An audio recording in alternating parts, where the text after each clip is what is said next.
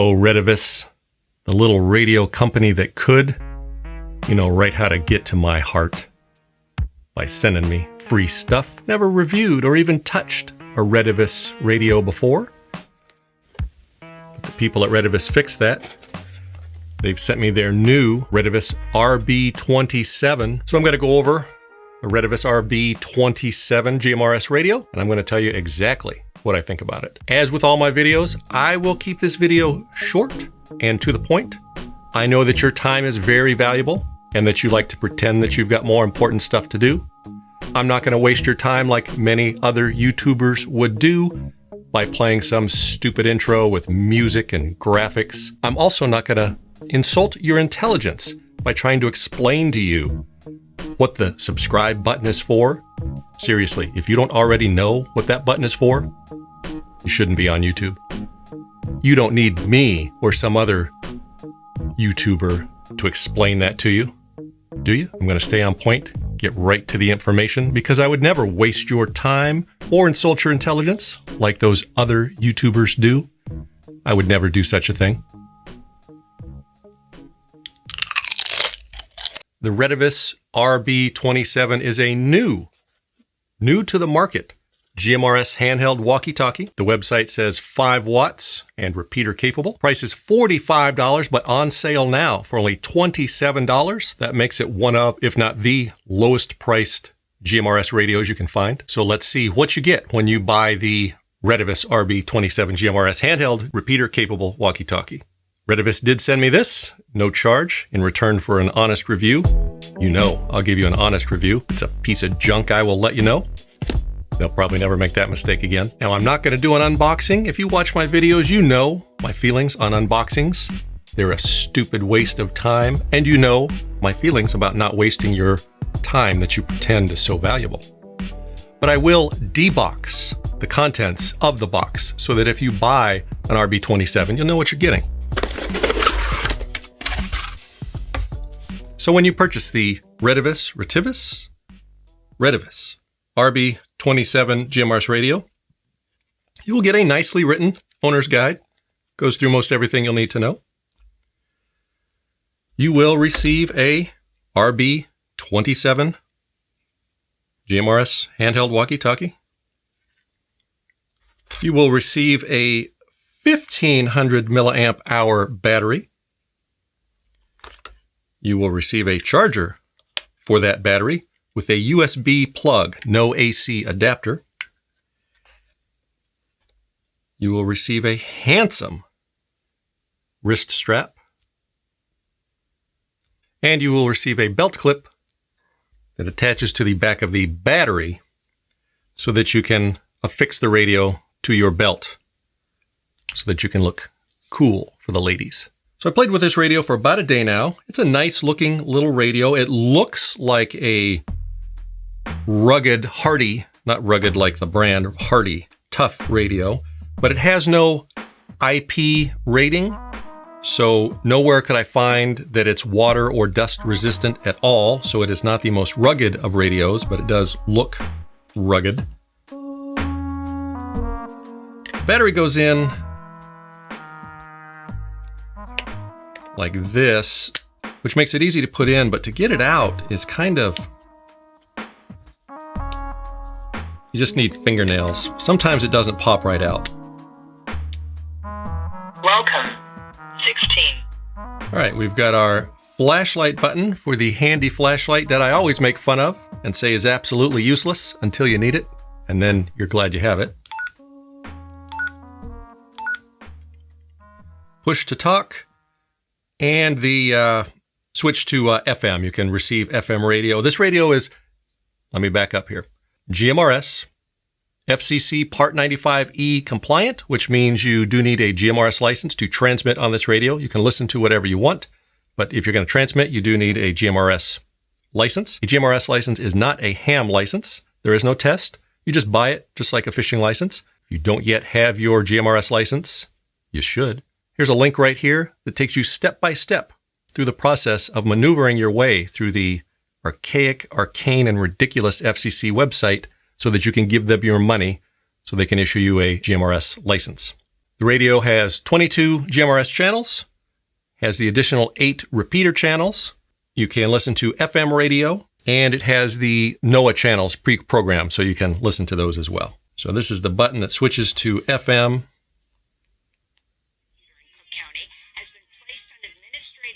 So I can listen to my Gospels, find out what Xenu is up to today.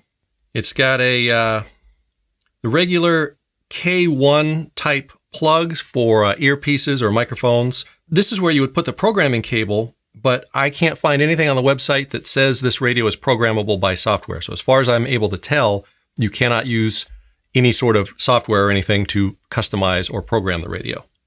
It does have a removable antenna, although it's what I call not a easily removable antenna. It does require a tiny little Allen wrench that you stick in the hole and loosen. You can then remove the antenna. There does seem to be some confusion based on the comments that many people have left on my videos recently, the people that have no idea what they're talking about, over when you can and cannot have a removable antenna, or what you can and cannot transmit on with or without a removable antenna. FCC Part 95 states that a GMRS FCC Part 95E compliant radio is allowed to have a removable antenna. FRS radios are not allowed to have a removable antenna. So they're fixed. It's called a fixed antenna. GMRS radios share frequencies with FRS. Many people have posted comments, postulated, theorized, guessed, made up, saying that you cannot have a removable antenna while you are transmitting on FRS channels on a GMRS radio. That is not correct. People, stop posting comments when you don't know what you're talking about. Makes you look stupid, and then I'll pin it to the top for everybody to know how stupid you are. So yes, you can transmit on any frequency that you want while you are talking on the Retevis RB27 or any GMRS FCC Part 95E compliant radio. The radio will automatically take care of the power levels because there are power limits on some of the FRS channels. Part of what makes a radio FCC Part 95 compliant or legal is automatically throttling down those power limits. So yes, you can transmit on any frequency that this radio is capable of transmitting on with this antenna or with a larger Nagoya or external antenna. Basically, if this radio allows you to transmit on it, any GMRS radio, you can transmit on it with whatever antenna you want. So stop posting stupid comments when you don't know what you're talking about. The radio's got a very simple interface, which, as you know, I like because I'm a very simple boy. Got your scan button here. Scanning begin. To scan through your channels, it will stop and let you listen to any signals that it picks up.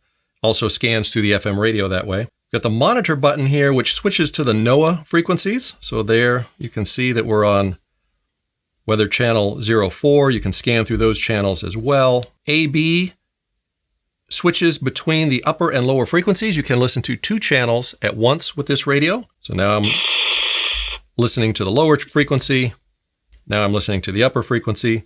And the menu button for going in and changing menu items. Very limited menu items that you can change. It's a very simple radio, which I like. If you need a bunch of bells and whistles to make your life feel fulfilled, you may not like this radio. I like it because it's simple. And you've got your channel up and down. 20, 25. We're going through your channels. Volume button. And that's really, one important thing. The 1500 milliamp hour battery, which sometimes doesn't pop out that easily, is directly chargeable via USB.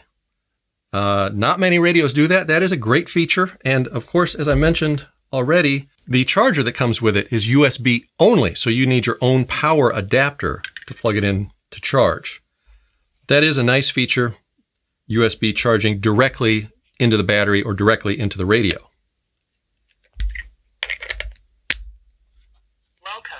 Now the range is very close to, although not quite as far as all the other handheld radios that I've tested recently. In my worst case test, and let me clarify what that means because it seems to generate a lot of confusion by people that don't actually watch the video and post comments anyway. In my worst case scenario test, which I do on all my handheld radios when I review them, It got just under 1 mile.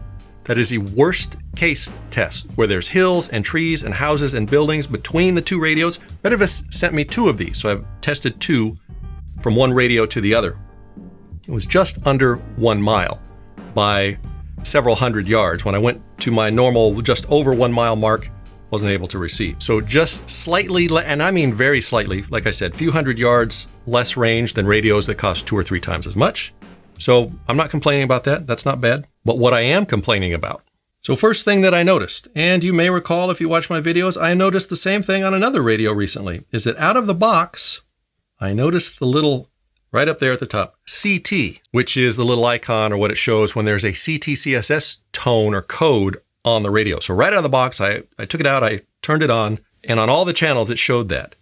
So I got the other radio, took it out of the box, it also had a code set on it. Out of the box, this radio has a CTCSS code, transmit code, and receive code, or a DCS code on every channel.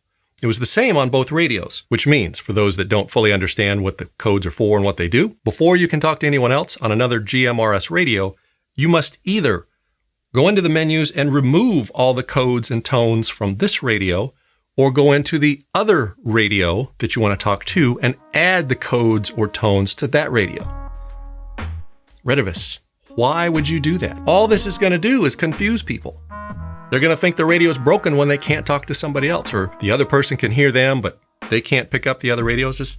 Why would you do that? So before you can use this radio to talk to any other GMRS radio other than another Retevis radio, you've got to go in and remove those tones from all the channels, or at least the channel that you want to talk on. I will show you quickly how to do that. I'm on channel 15. I can see the little CT code is there. I'm going to need to remove all the codes. So I go into the menu option. RX code is set at 1230. I need to turn that off. Menu. So I hit menu again. It's taking a long time, Retevis. Why would you make me do this? Okay, off. Confirm. I've removed the receive code. Now there's menu option number 2 is transmit code. I need to remove that as well.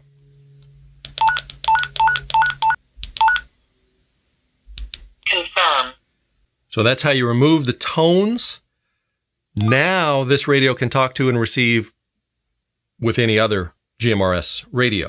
If you reset the radio, I thought, oh, maybe somebody was just playing with it or testing it before they shipped it to me to make sure it worked, and maybe they manually put those codes in. So I did a reset all, which is another menu function to reset the radio and set it all to factory defaults. Same thing. It came up with all those codes already in it. So out of the box, this radio can't talk to another GMRS radio. The other radio would receive and hear you, but you wouldn't be able to hear the other radio. Retevis, why? It's not a big deal as long as you're aware of it. Now I have made you aware of it. Not a big deal. The other thing that I noticed is you see here a little N. That stands for narrow band. Usually when you see the little narrow band indicator on most radios, that means you can go into the menus and set it to wide band. This radio is narrow band only. Not that big of a deal. That might mean that when you talk to other radios, the sound is not as loud, may not sound as good. Not a huge deal. I don't really care about it. Some people would complain very loudly about it. Minor issue. And because it's not software programmable, there's no way to add a label to any of the channels. So you have to remember what each channel is. Again, not that big of a deal for an inexpensive radio, but that would have been nice. Now the tones that I mentioned, CTCSS tones or DCS tones, in the manual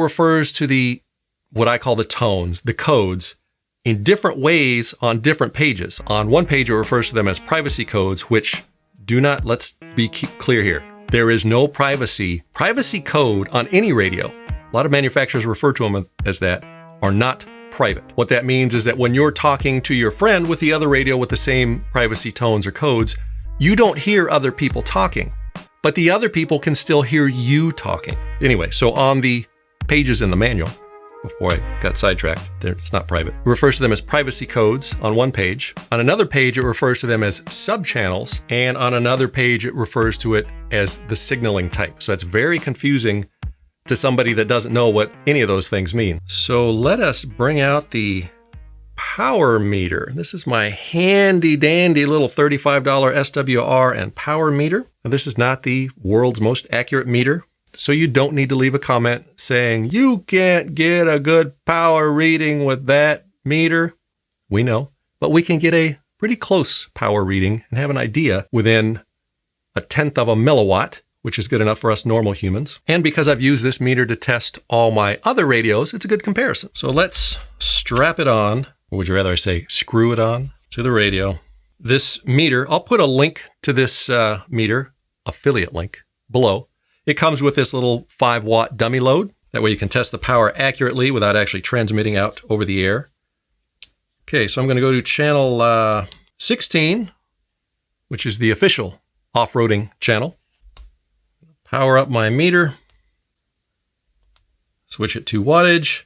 We're going to press the button and see what we get.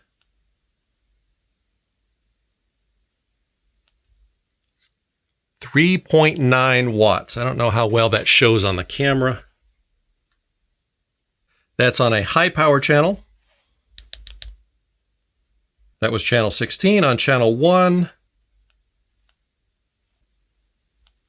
3.9 watts.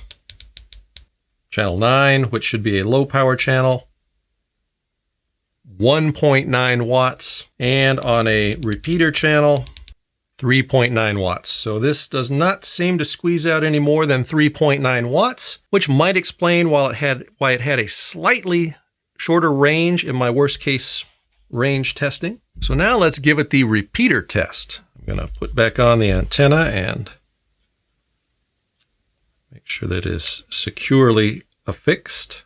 And we're going to go to two of my favorite repeaters. First repeater is 30 miles away. I have already identified myself. Let's give it a repeater check. If it works, if the repeater 30 miles away picks it up, when I unkey and let go of the push to talk button, we'll hear a little piece of static and the receive light will light up.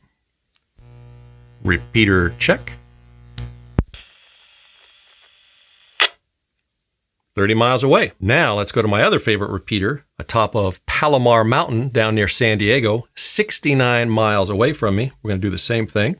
I've also already identified myself, so you don't need to leave a comment explaining to me the GMRS rules of how to use and when to use my call sign. We're going to look for the same thing. After I key up and let go, we'll hear a little bit of static back, and the little green light will light up if it hits this repeater 69 miles away. Oh, it's very exciting, isn't it? Repeater check.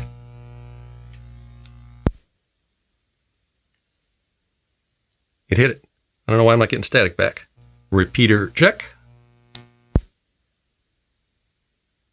It's a quiet repeater, but it did hit it. And I tested it last night, so I knew that it would hit it. So even though it's only putting out 3.9 watts, does not really seem to be an issue. And hitting that repeater 69 miles away means it works. It works pretty well. All right, so should you get the Retevis RB27? I'm not even sure if it's for sale yet. It's brand new.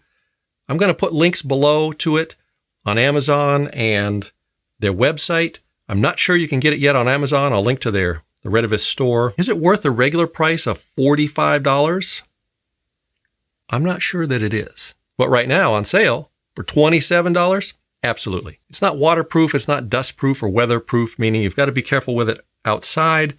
Not the most rugged of radios, but for that price of $27, fully repeater capable, hit that repeater 70 miles away. It's small and lightweight, direct USB charging, small battery, but in this price range, the same as the other radios. So yeah, at this price, $27, not a bad deal at all. If you have any questions about this radio or GMRS in general, leave a comment below. Stupid comments will be pinned to the top for everyone to enjoy and laugh at you, to see your stupidity or arrogance or ignorance. If you want some entertainment, your time that was so valuable earlier, you've got a little bit of extra time, go through some of my previous videos and just look at the pinned comments. You'll see what I mean. If I'm not able to answer the question, somebody will. But bear in mind, they'll probably get it wrong, but they'll try. That's all that matters, right? They try. They did their best. Thank you for watching. We hope to see you on the